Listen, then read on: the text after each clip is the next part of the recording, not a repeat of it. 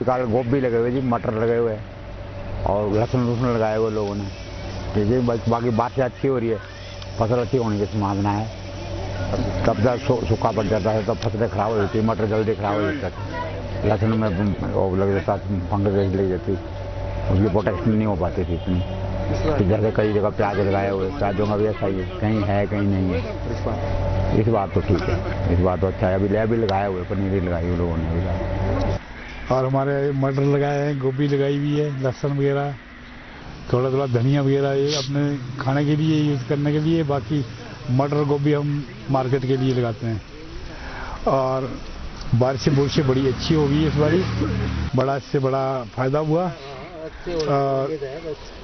फसल बाकी वाजिब रेट नहीं मिलता हमारे को, रेट जो है वो मार जाते हैं ऊपर वाले, बीच वाले।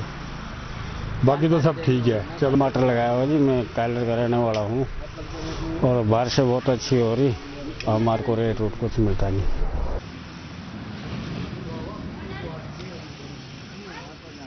और